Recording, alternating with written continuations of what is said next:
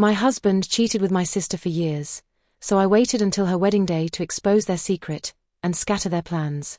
My husband cheated with my sister for years, so I waited until her wedding day to expose their secret and shatter their perfect world. My name's Morgan. I'm 31. And 6 months ago, my entire life imploded in the worst way imaginable. I discovered that my husband of 7 years, Brett, was having an affair with my younger sister, Kendall. Yeah, my sister. Even now, typing those words feels surreal, like I'm describing someone else's nightmare instead of my own reality. But this is my life, and this is what happened. Looking back, I guess the warning signs were there all along. I just didn't want to see them. Or maybe I couldn't see them because I trusted them both so completely that the possibility never even crossed my mind. Brett and I met during our junior year at Boston University. He was this charming, quick-witted guy who could walk into any room and instantly become the center of attention without even trying.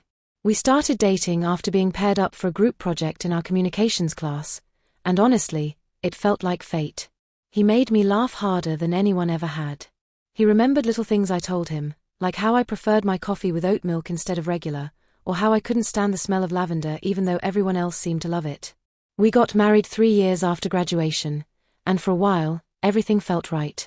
We weren't living some glamorous lifestyle or anything close to it. Brett worked as a marketing manager for a tech startup in Cambridge, and I did freelance graphic design from our apartment in Somerville. Most of our evenings looked the same, making dinner together, binge-watching whatever series everyone was talking about, occasionally venturing out to try a new restaurant in the North End.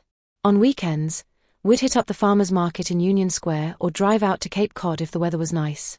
It was ordinary, comfortable, exactly what I thought we both wanted. Kendall and I had always been close. She's 3 years younger than me, and growing up, she was practically glued to my hip. Where I was more reserved and careful, Kendall was this burst of energy and spontaneity. She could strike up a conversation with literally anyone. The barista at Dunkin', the stranger sitting next to her on the tee, didn't matter. She had this gift for making people feel seen and special, which is probably why she ended up becoming an event planner. When Brett and I got married, Kendall helped coordinate everything. She found our venue, this beautiful converted warehouse in the Seaport District, and negotiated with vendors, handled all the details I would have stressed over for months. I remember feeling so grateful to have her in my corner. She wasn't just my sister, she was my best friend. The idea that she could ever hurt me was something I literally could not conceive of. Which made what happened next all the more devastating. The changes started about 18 months ago, though I didn't recognize them as red flags at the time. Brett began staying late at the office more frequently. Big client presentation coming up, he'd text me around 7 p.m.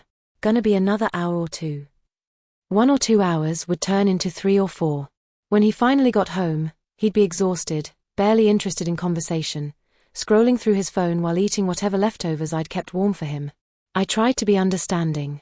His company had just secured a major partnership with a fitness app that was blowing up, and I knew the pressure was intense. But the late nights became a pattern. 3, sometimes 4 times a week. Our evenings together, which used to be my favorite part of the day, started feeling like an afterthought. Then there was his phone situation. Brett had never been particularly protective of his devices before. His password was literally just 1234 for years, and he'd leave his phone lying around everywhere: kitchen counter, bathroom sink, coffee table. But suddenly, that changed. He started keeping it face down wherever he went. He'd take it with him even for a quick trip to the bathroom.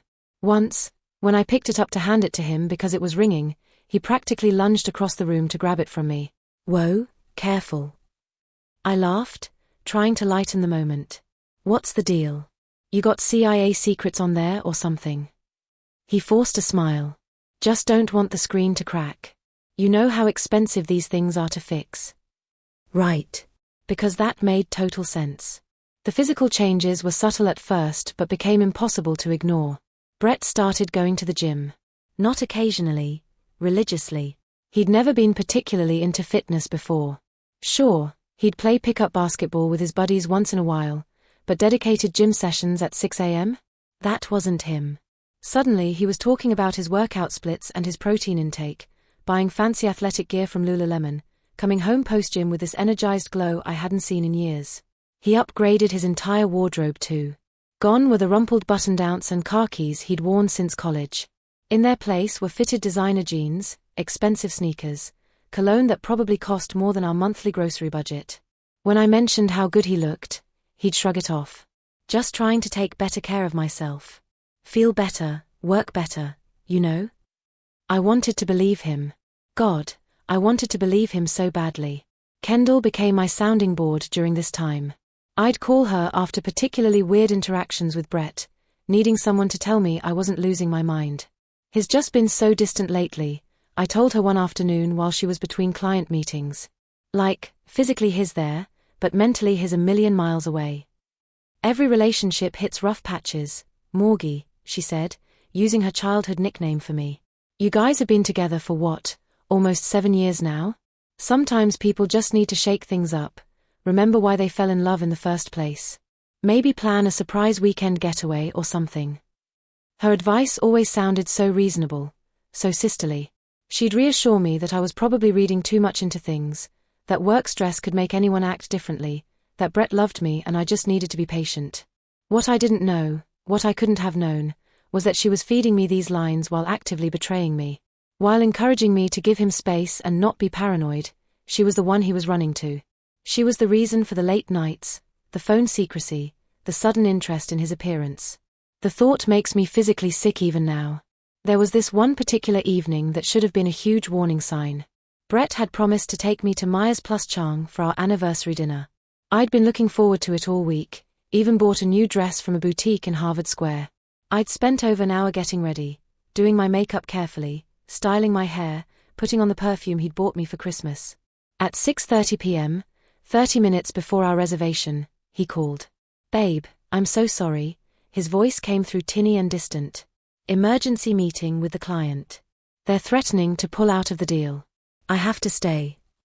I stood in our bedroom, looking at myself in the full-length mirror, feeling ridiculous in my fancy dress with nowhere to go. "Can't someone else handle it? It's our anniversary, Brett." I know. I feel terrible. We'll make it up this weekend, I promise. Anywhere you want to go." We never made it up. That weekend he claimed he wasn't feeling well and spent most of Saturday on the couch. Kendall called him twice that day. I remember because her name flashed on his phone screen and he quickly declined both calls before stepping out onto our balcony to get some fresh air. Looking back, I can picture it so clearly now, him standing outside, quietly talking to my sister, probably laughing about how clueless I was. Making plans to see each other while I sat inside, disappointed but trying to be the understanding wife. I started second-guessing everything during this period. Was I being too demanding? Was I suffocating him? Maybe I needed to be more supportive of his career, more understanding about the pressures he faced. I read articles about maintaining passion in long-term relationships and giving your partner space to grow. I convinced myself that my discomfort was my problem to solve, not a legitimate response to his sketchy behavior. The worst part? Kendall was right there, encouraging this mindset. Every doubt I expressed, she'd gently redirect back to me. "Maybe you're being a little sensitive, or have you considered that you might be projecting your own stress onto him?"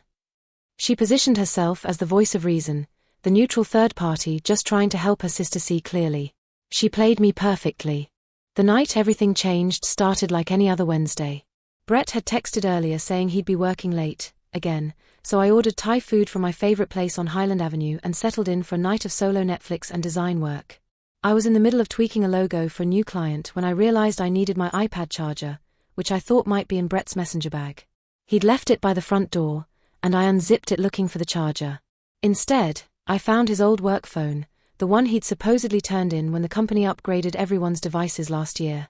Except here it was, and when I pressed the power button, it lit up. Fully charged. Obviously still in use.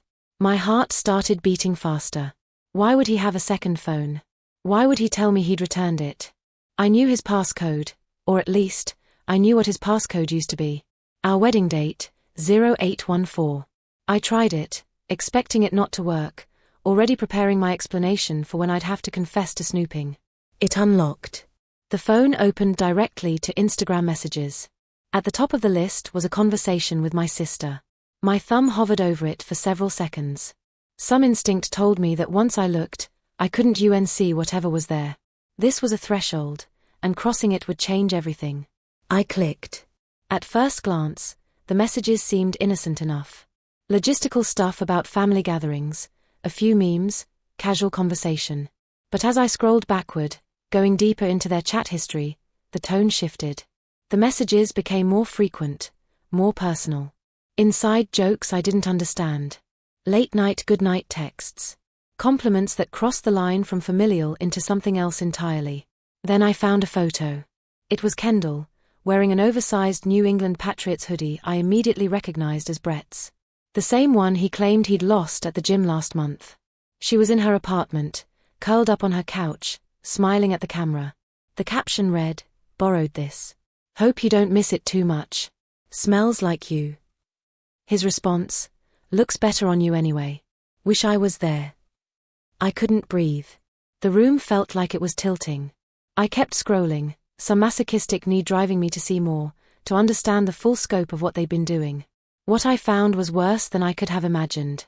Messages about meeting up while I was working late on a project. Conversations about hotels they'd stayed at in Burlington and Providence.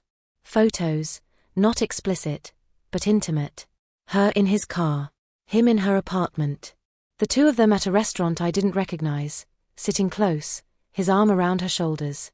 Screenshots of flights they'd looked at together, talking about maybe taking a weekend trip to Montreal. And then there were the messages about me. "She asked me again last night why I've been distant," Brett had written. Kendall's response, "What did you tell her?" Same thing as always. Work stress. She bought it. She always does. "We need to be more careful though. She's getting suspicious." Kendall, "You worry too much. Morgan trusts us completely. That's what makes this work." I had to run to the bathroom. I barely made it before I threw up, my body physically rejecting what my mind was trying to process. My husband and my sister. For how long? The messages went back at least 18 months. 18 months of lies. 18 months of them laughing at how naive I was, how easy I was to deceive. After I stopped shaking enough to stand, I went back to the living room and did something I'm not proud of but don't regret. I linked his phone to my iCloud account. If he noticed, he'd surely change his passwords, but I needed to be able to access his messages going forward. I needed to know everything before I decided what to do next. Then I carefully put the phone back exactly where I'd found it, zipped up his bag, and sat on our couch in the dark, waiting for him to come home. He arrived around 10 p.m., breezing through the door with a tired smile. "Hey babe. Sorry I'm so late. The client meeting ran way over." I looked at him, really looked at him, and wondered how I'd never seen it before. The lying came so easily to him now. He maintained eye contact, his expression concerned and apologetic, the picture of an exhausted husband who just put in another long day at the office. "How was your night?" he asked, kissing the top of my head as he passed by. "Fine," I said. "Just worked on some designs." That's my girl. Always hustling. I wanted to scream at him. I wanted to throw his bag across the room and watch his face when the secret phone clattered out. But something stopped me. Maybe it was shock. Maybe it was strategy. Some part of my brain, working on autopilot, understood that confronting him now, without a plan, would be a mistake. So instead, I smiled back and said, "I'm heading to bed. Don't stay up too late." That night, lying next to him while he slept peacefully, I made a decision. I wasn't going to confront them yet. I was going to watch, gather evidence, and figure out exactly what I was dealing with. I was going to be smart about this. Over the next 3 weeks, I monitored their messages obsessively. I watched their conversations unfold in real time, seeing when they made plans, reading their increasingly bold exchanges. They met up twice during those weeks, once for lunch that lasted 3 hours, and once when Brett told me he had a networking event in Worcester that required an overnight stay. I tracked his location. He went to Worcester all right, to a Marriott where Kendall had also checked in that same night. The messages from that evening were almost clinical in their casualness. They were discussing what to order from room service, making jokes about a movie they'd watched, planning what time to leave in the morning to avoid being seen together. "This is our last time for a while," Kendall had written. "With the wedding coming up, we need to cool it." "I know. But I'm going to miss you." "Miss you too. But we have to be careful. Just a few more months until the wedding, and then we can figure out our next move." Our next move. They were planning a future together. This wasn't just an affair, they were in a full relationship, making long-term plans while I existed as nothing more than an obstacle to work around. About 2 weeks before Kendall's wedding to her fiancé Alex, she organized a 5K charity run to benefit Boston Children's Hospital. This was classic Kendall, always organizing events, bringing people together, the social butterfly who made everything look effortless. She'd been promoting it on social media for weeks, posting flyers, rallying her network of friends and clients. I'd planned to participate because, well, it was for a good cause, and supporting my sister was what I did. What I'd always done. What surprised me was how enthusiastic Brett was about it. My husband was not a runner. The man complained about walking from our apartment to the nearest T-stop if he could drive instead. But suddenly, he was not only signing up for the 5K but actually training for it. He bought new running shoes, expensive ones from Marathon Sports in Brookline. He started going on morning jogs along the Charles River, coming back all endorphed up and energized.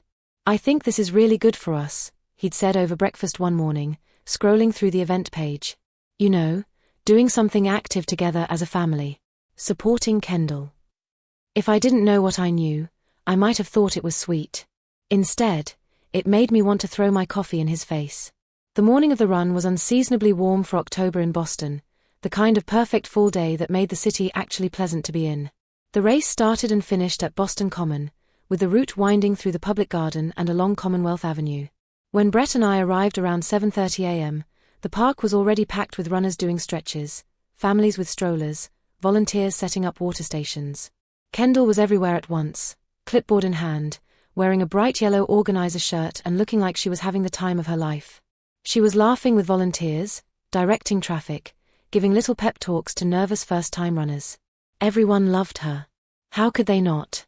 She was warm, engaging, completely in her element. Watching her, I felt this toxic mix of emotions, rage, betrayal, but also this weird grief for the sister I thought I had. The person standing 50 feet away from me, the one who looked so genuine and kind, wasn't real.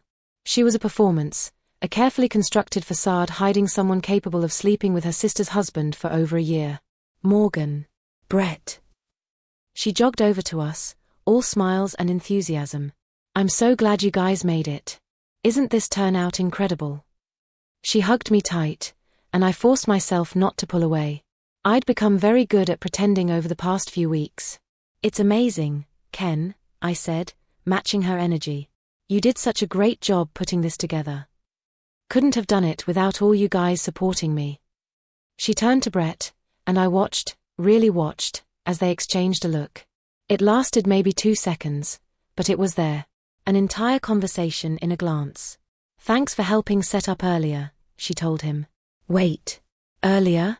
You were here earlier?" I asked Brett, keeping my voice casual. He didn't miss a beat. "Yeah, I wanted to get here early to help Kendall with some of the heavy stuff. Didn't want to wake you since you've been sleeping so badly lately." The lie was so smooth, so considerate sounding. Concerned husband letting his exhausted wife sleep in. Helpful brother-in-law supporting family. Gold star for Brett. "That was sweet of you," I said, and I watched Kendall's face carefully. She looked relieved that I'd accepted his explanation without question. The race itself was torture, but not because of the running. I stayed toward the back of the pack, jogging at an easy pace, while Brett and Kendall took off near the front. I could see them ahead of me, running side by side, occasionally bumping shoulders, laughing about something.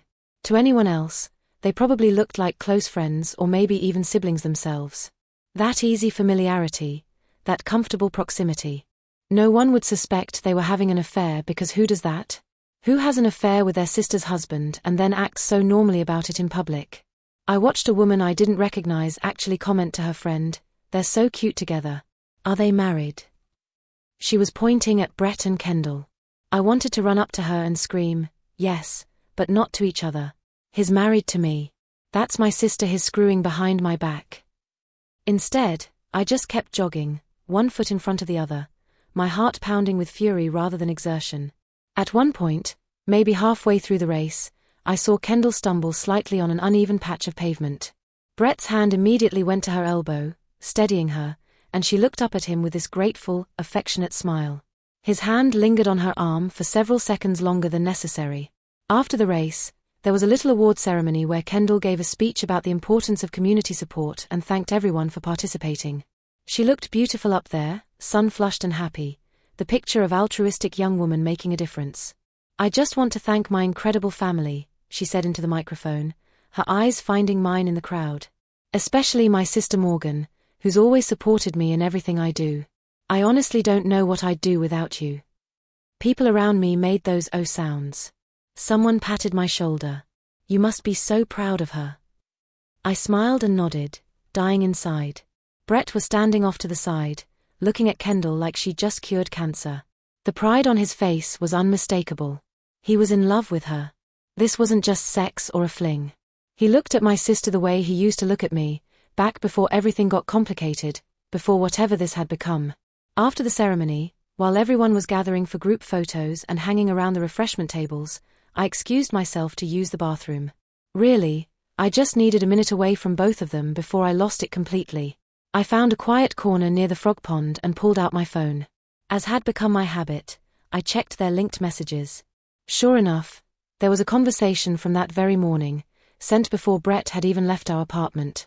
"Kendall, ready for today? Can't wait to see you." Brett, already excited. "You're going to look amazing in your running gear." "Kendall, you're terrible. Stay focused. This is a charity event." "Brett, all I'm saying is that sports bra is doing things to me." Kendall, smirking face later. "Promise." I took a screenshot, adding it to my growing folder of evidence. By this point, I had hundreds of messages saved, photos, timestamps, location data. I'd documented everything meticulously, and I was starting to formulate a plan for what I was going to do with it all. When I returned to the main area, I found Brett and Kendall standing close together near the volunteer tent, talking quietly. As I approached, they quickly stepped apart, but not before I saw Kendall adjust Brett's race bib, her hand resting on his chest for just a moment longer than necessary. "Hey," Brett said when he saw me, his voice a little too bright. "There you are. We were wondering where you went." "Just needed a bathroom break," I said. "This was a really great event, Kendall. You should be proud." "Thanks, Morgie." She pulled me into another hug, and I had to fight every instinct not to push her away. "Having you here means the world to me. You know that, right?" "Of course," I said into her shoulder. "I'll always be here for you." The lie tasted bitter, but I swallowed it down. Because I would be there, at her wedding, which was now only 2 weeks away. I'd be there as her maid of honor, standing right by her side. And that's when I would destroy everything.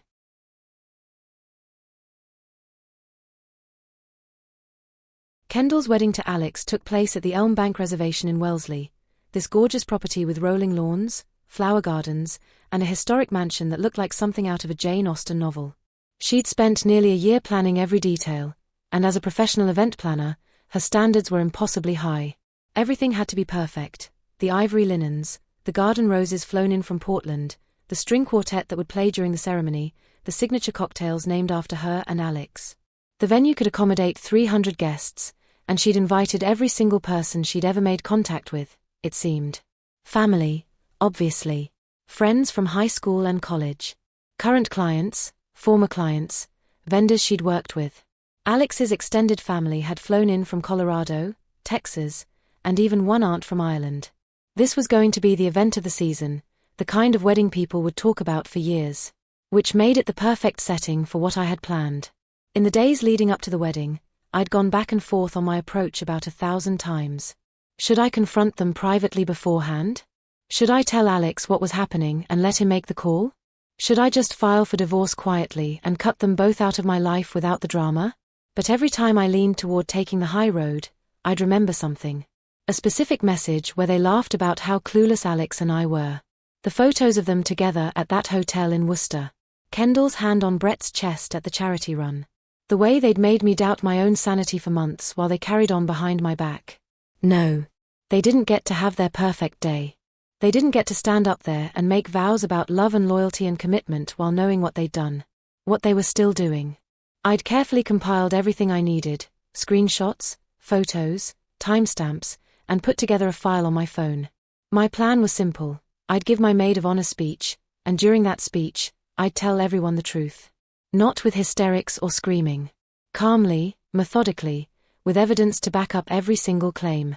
The morning of the wedding, I woke up with this strange sense of clarity. I'd barely slept, but I didn't feel tired. If anything, I felt more focused than I had in months. This was happening. Today was the day I stopped being the person everyone lied to and became the person who told the truth. I arrived at Elm Bank around 9 a.m. to help Kendall get ready. The bridal suite was in the mansion's second floor, a beautiful room with high ceilings, crystal chandeliers, and huge windows overlooking the gardens. When I walked in, Kendall was already there in her robe, hair and makeup, people fluttering around her. Bridesmaids scattered throughout the room in various states of preparation. Morgan. She jumped up and hugged me tight.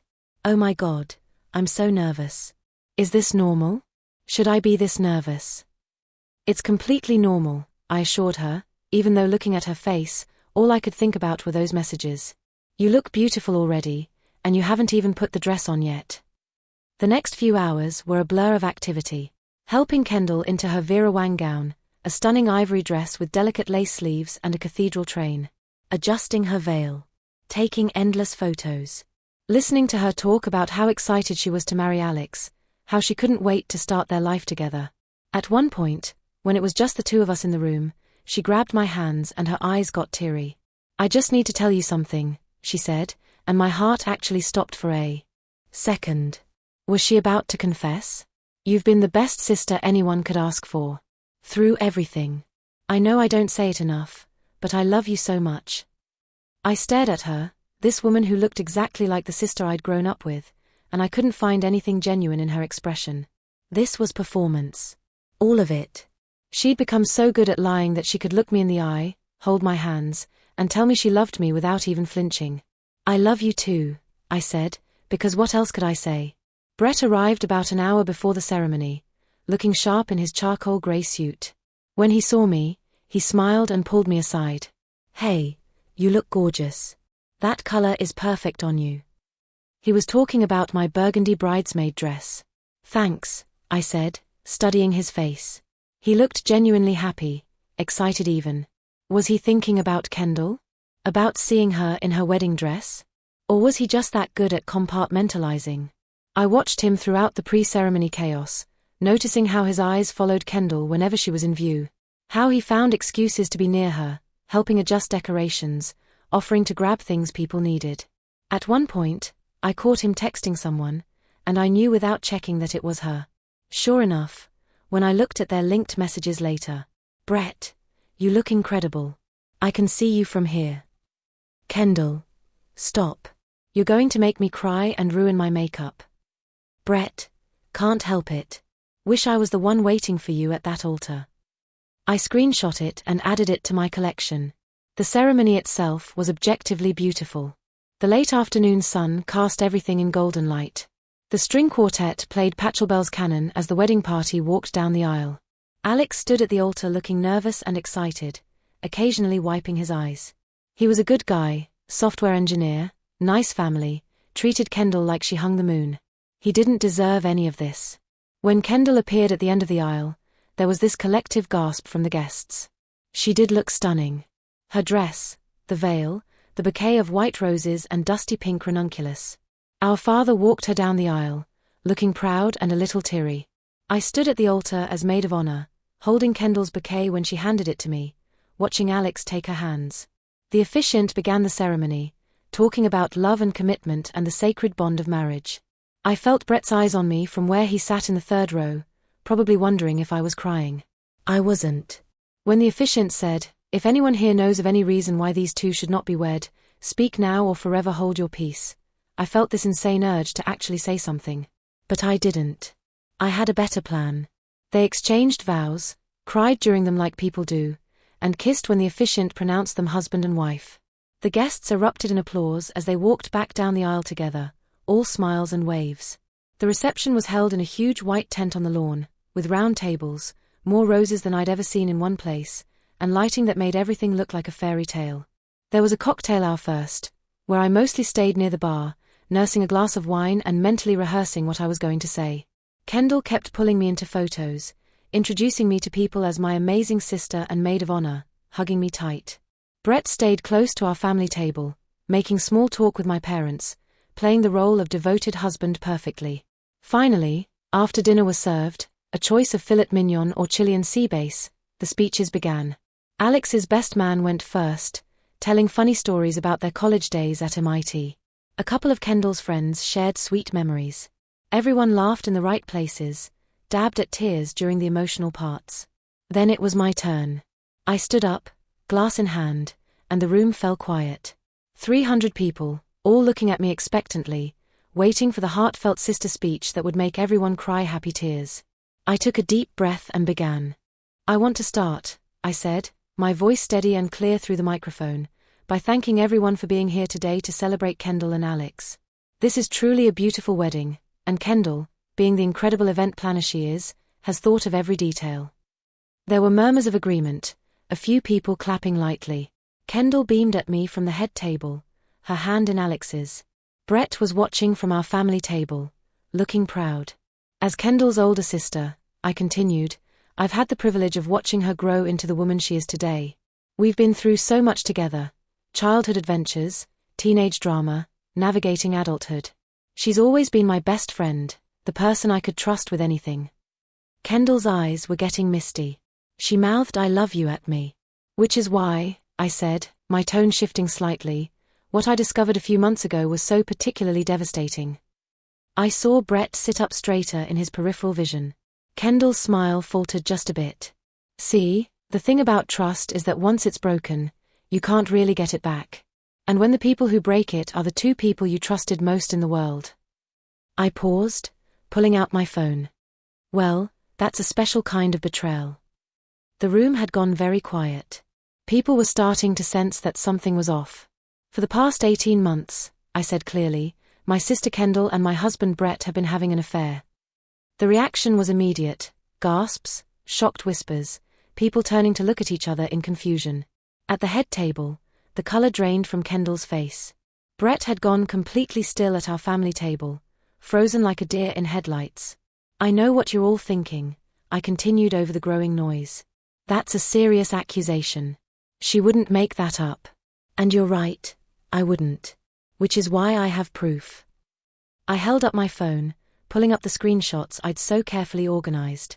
This is a text message from Kendall to Brett, sent 3 days ago. I read it aloud.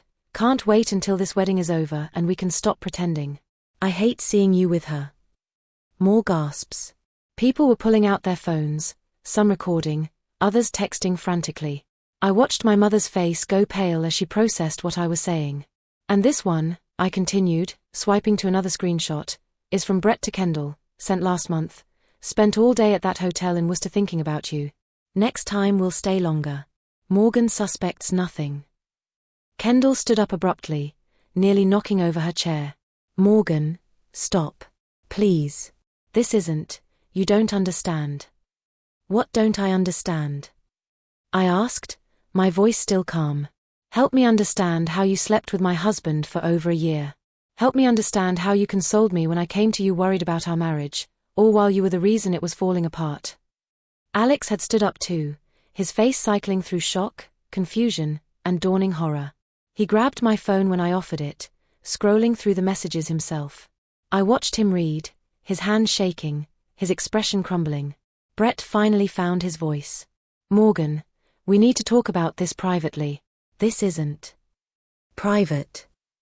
I laughed, and it sounded harsh even to my own ears. You want to talk about this privately? You've been fucking my sister for 18 months and now you want privacy. Several people in the audience gasped at my language, but I was past caring about propriety.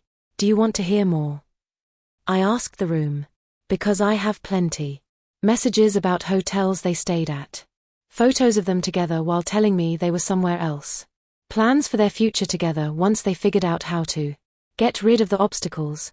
That would be Alex and me, by the way. I pulled up another screenshot. Here's a particularly good one from Kendall, sent the night before she got engaged to Alex. I know I'm saying yes to him tomorrow, but you're the one I really want.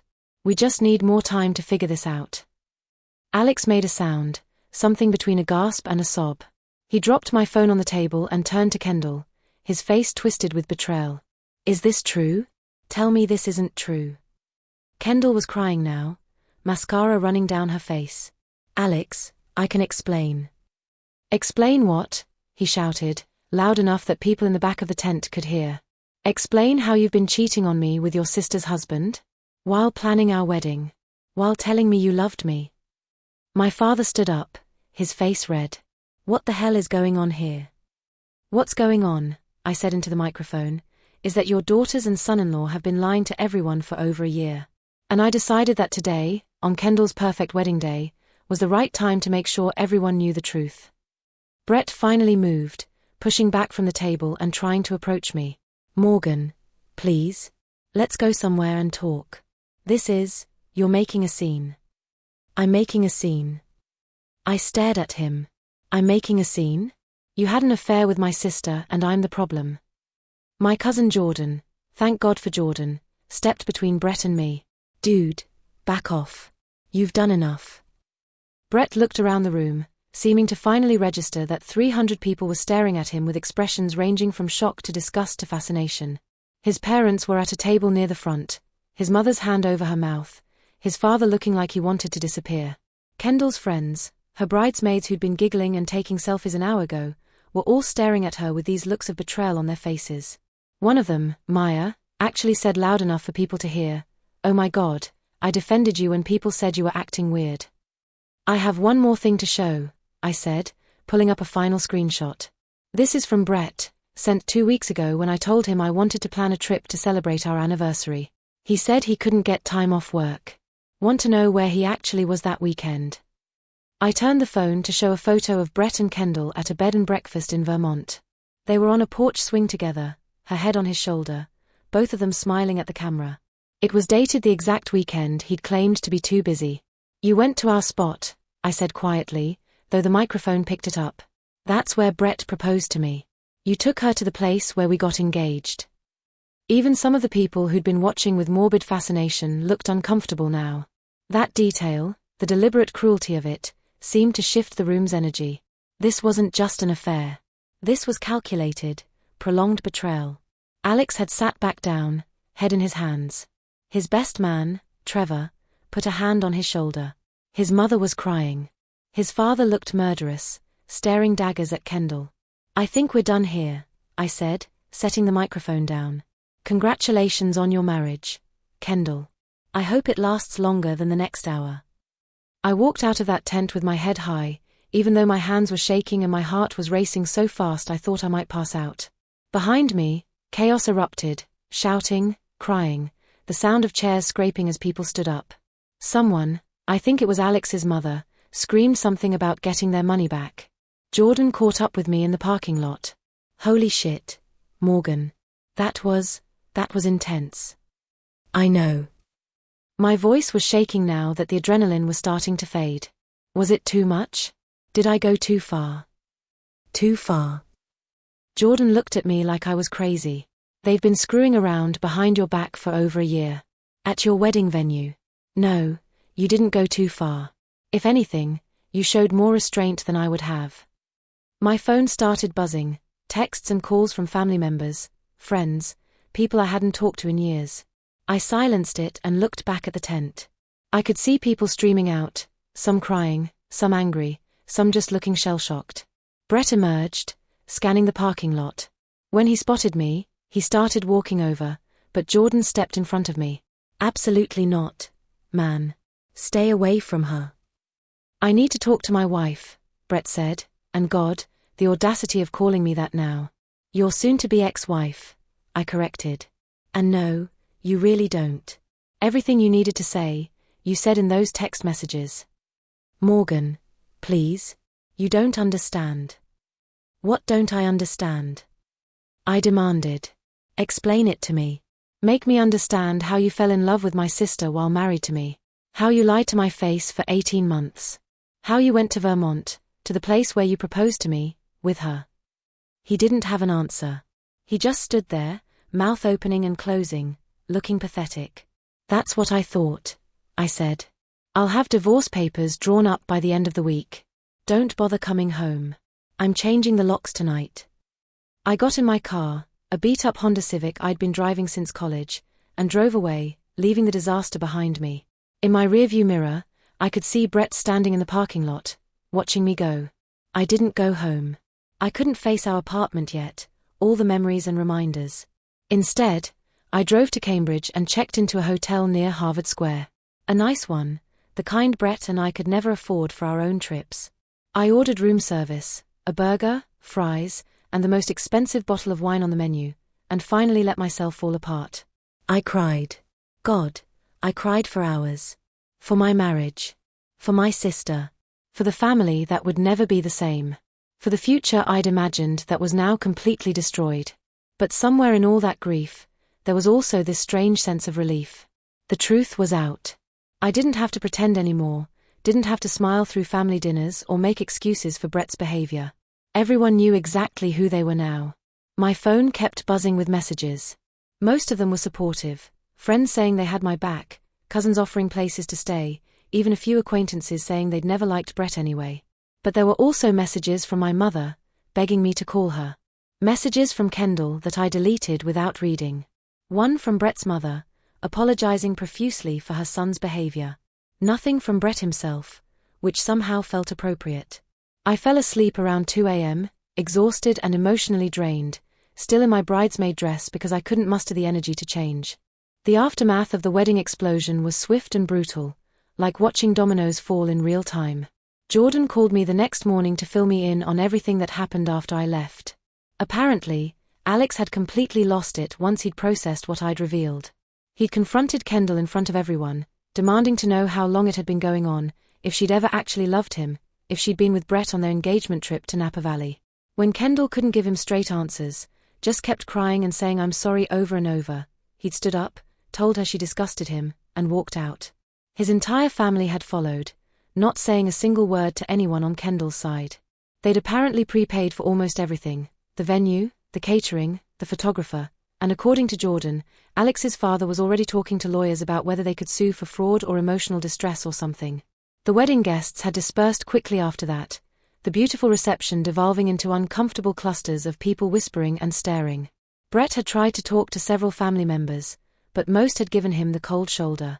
My Uncle Paul had apparently told him, "You're not welcome at family events anymore. Get used to that."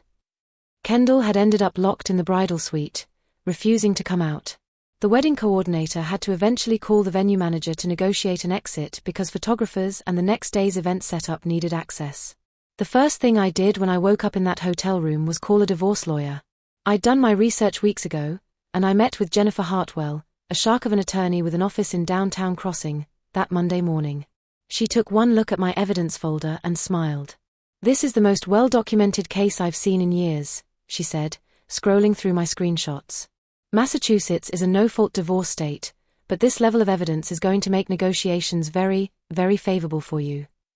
"I don't want anything from him," I said. "I just want out. Clean break." "I understand the sentiment," Jennifer said, "but you've been married for 7 years. You're entitled to assets. Don't leave money on the table because you're angry." She was right. Over the next few weeks, as we went through the divorce proceedings, I realized just how much Brett and I had built together, even if it was all based on lies. We owned our apartment in Somerville. Well, we had a mortgage on it. We had joint savings accounts, retirement funds, the furniture we'd bought together, wedding gifts still in our kitchen cabinets. Brett tried to reach out multiple times those first few days. Calls, texts, emails. I ignored all of them. Finally, he sent a message that said, "Can we please just talk? I need to explain." I responded with, "The only person you need to talk to is your lawyer. Mine will be in touch." Jennifer served him papers that Wednesday. According to her, he'd looked devastated when he received them, like he'd genuinely believed there was still a chance I'd take him back. The delusion was almost impressive. Kendall's situation unraveled even faster than mine, and I'll admit to feeling a grim satisfaction watching it happen. Her wedding planning business, which she'd called Evermore Events and had spent 3 years building, imploded spectacularly. The story of what happened at her wedding had spread through Boston's event planning community like wildfire. Someone had filmed part of my speech, and while they didn't post it publicly, it got shared around enough that everyone knew. Her clients started canceling immediately. I heard through mutual connections that 4 different couples terminated their contracts that first week alone. 2 of them demanded full refunds for deposits, claiming they couldn't trust someone with such a moral failing to plan the most important day of their lives. The irony was not lost on me. Kendall had made a career out of creating perfect fairy tale weddings, and now everyone knew she'd spent over a year actively destroying someone else's marriage. Her Yelp and WeddingWire pages got bombed with 1-star reviews. Most of them were taken down by the platforms for being unverified, but the damage was done. One review that stayed up said, "If you want someone who understands the sanctity of marriage, look elsewhere." Within 6 weeks, Kendall had to officially close Evermore events. She'd already spent the deposits from her upcoming clients on supplies and venue reservations, so the refund demands bankrupted her. She had to move out of her nice apartment in the South End, the one with the exposed brick and the view of the Boston skyline, and back in with our parents in Newton. My mother, predictably, tried to manage everyone's feelings. She called me repeatedly those first 2 weeks, her voice strained and tearful. "Morgan, sweetheart, I know you're hurting. But Kendall is your sister. She's devastated. She's lost everything, her business, her marriage, her home." "Good," I said flatly. "Morgan." "Mom, she slept with my husband. For over a year.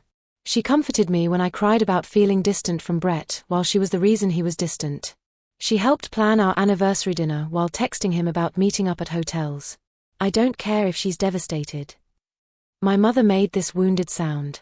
"I just don't understand how we got here. You two were so close. We're not anymore. And we never will be again." "You don't mean that."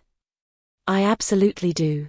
Mom, I love you, but if you keep trying to push me to forgive her, we're going to have a problem. I need you to accept that Kendall and I are done. Permanently." She'd started crying then, and I felt bad. She didn't deserve to be caught in the middle of this. But I also couldn't let her guilt me into reconciliation. Some things you don't come back from. My father handled it differently. He was furious, the angriest I'd ever seen him. He'd always been the calm, measured parent, the one who mediated between me and Kendall when we fought as kids. But this had broken something in him. I heard from my cousin that he told Kendall she'd brought shame on the family and that he couldn't even look at her right now. When I finally talked to him, about a week after the wedding, his voice was thick with emotion. "I'm so sorry, Morgan. I should have. I don't know what I should have done, but I should have seen something. Dad, it's not your fault. They were good at hiding it. She's living here now, you know. Your mother insisted. But I can barely stand to be in the same room with her. Is that terrible? She's my daughter and I can barely look at her." "It's not terrible," I assured him. "It's human." As for Brett, his professional collapse was almost as dramatic as Kendall's. His former boss, Clara, was a woman known in Boston's tech scene for her zero-tolerance policy on workplace drama and ethical violations. When the story of Brett's affair got back to her, and of course it did, because Boston is essentially a small town dressed up as a city, she was reportedly livid. Someone had shown her the video of my speech. According to mutual friends, she'd called Brett into her office first thing Monday morning and told him he had 2 options: resign immediately with a neutral reference, or be terminated with cause and no reference at all. Brett chose to resign, probably thinking it would save his reputation. It didn't. The Boston tech and marketing community is tight-knit, and word travels fast. Brett applied to at least a dozen companies over the following month, but somehow each one went with another candidate or decided to promote from within. Finally, one of his former colleagues told him straight up, "Dude, everyone knows what you did. You're basically unhireable right now. Maybe try looking out of state." He ended up taking freelance gigs, charging a fraction of what he used to make, working from his parents' basement in Dedham. His mother, Linda, had actually reached out to me with a tearful apology. "I don't know what happened to him. This isn't the son I raised. What he did to you is unforgivable." I appreciated her saying that, even though it didn't change anything. Brett tried one more time to talk to me, about 6 weeks after the wedding. He showed up at the apartment, our former apartment, since I'd already started the process of buying him out of his half. I'd had the locks changed like I'd promised, so he couldn't get in, but he knocked on the door for 10 minutes before I finally opened it. He looked terrible. He'd lost weight, hadn't shaved in days, wearing a ratty Patriots hoodie I'd never seen before. "Morgan, please. Just give me 5 minutes to explain." Explain what? I asked, not letting him pass the doorway. How it happened. Why it happened. I need you to understand. I don't care why it happened, Brett. I don't care if you fell in love with her or if it was just sex or if you were having a midlife crisis at 32. None of that matters. You made a choice every single day for 18 months to lie to me. You don't get to explain that away. I never meant to hurt you. I actually laughed at that. You never meant to hurt me? What exactly did you think would happen?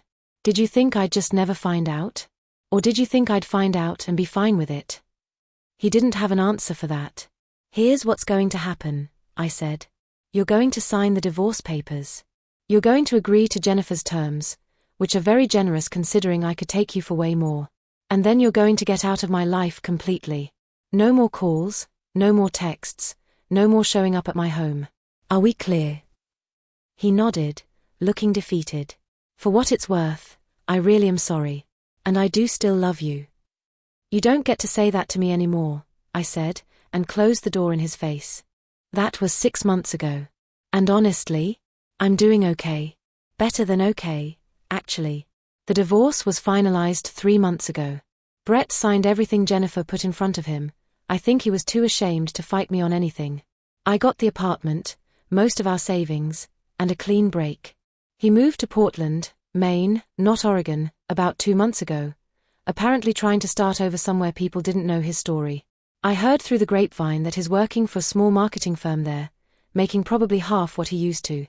Part of me wonders if he and Kendall are still in touch, but mostly I don't care enough to find out. Kendall is still living with our parents. From what I understand, she's working as a receptionist at a dental office in Watertown. It's a far cry from running her own successful business, but again, consequences. My mother still tries occasionally to broker peace between us, but she's finally starting to accept that it's not happening. My father apparently still barely speaks to Kendall. I imagine that's hard for everyone involved, but it's not my problem to solve. I've blocked both Kendall and Brett on everything: phone, social media, email. I don't want updates on their lives. I don't want to accidentally see photos or posts. I just want them to not exist in my world anymore. The first few months after everything happened were brutal, I won't lie. I cried a lot. I went through phases of being furiously angry, then desperately sad, then just numb.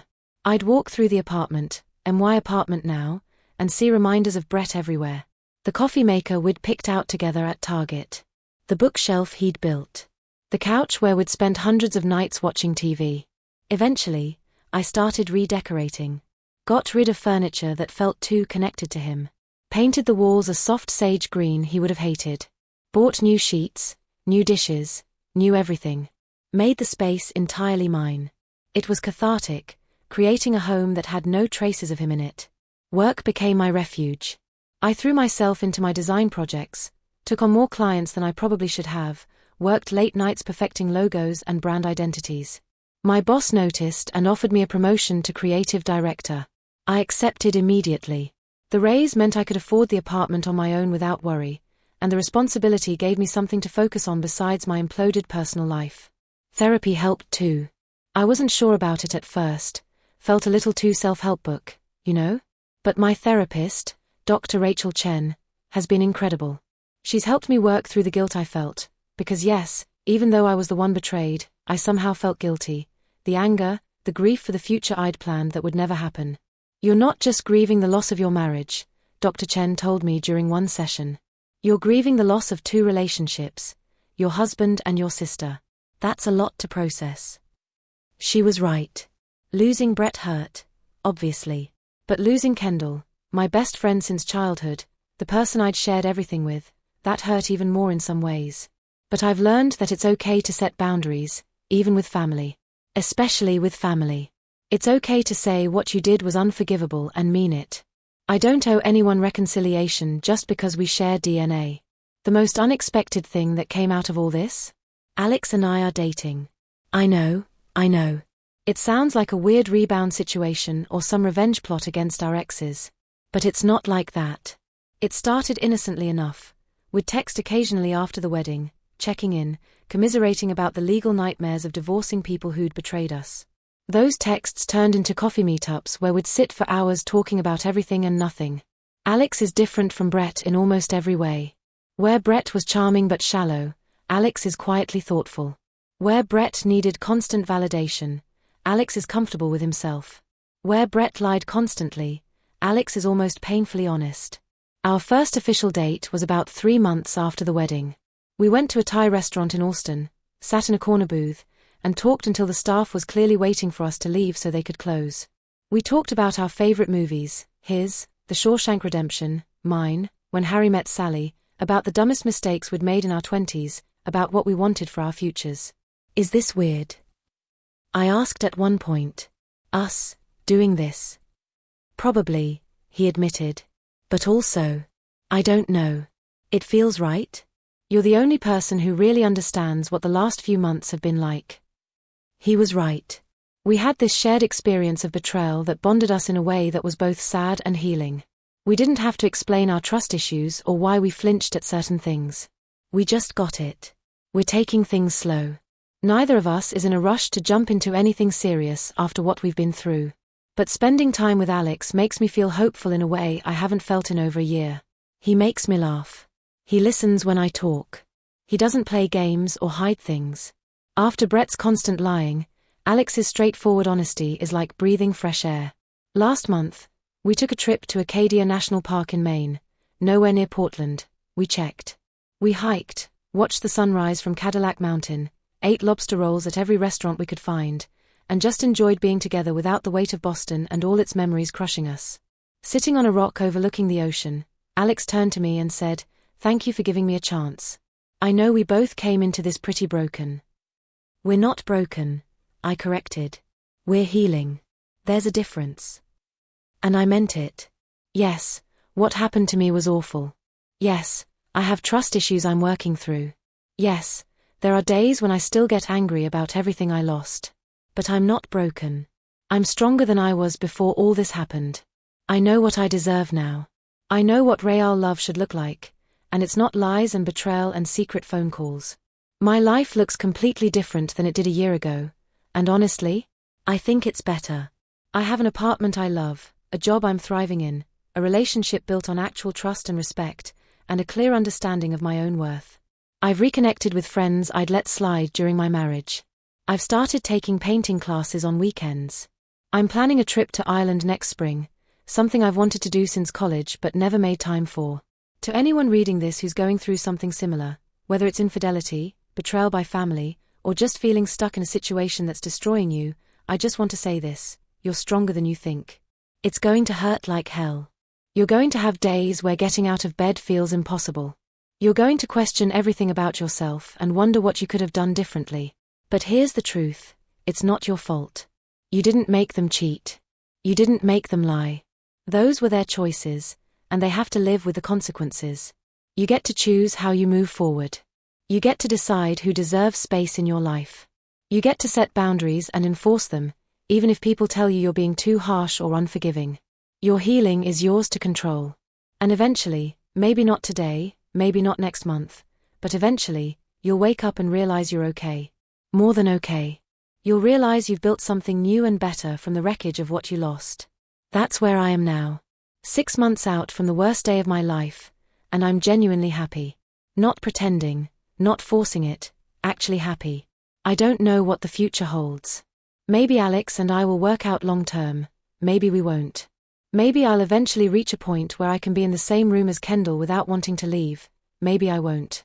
Maybe Brett will find redemption and rebuild his life, maybe he won't. But none of that is my responsibility. My only responsibility is to myself, to keep moving forward, keep healing, keep building the life I deserve. And you know what?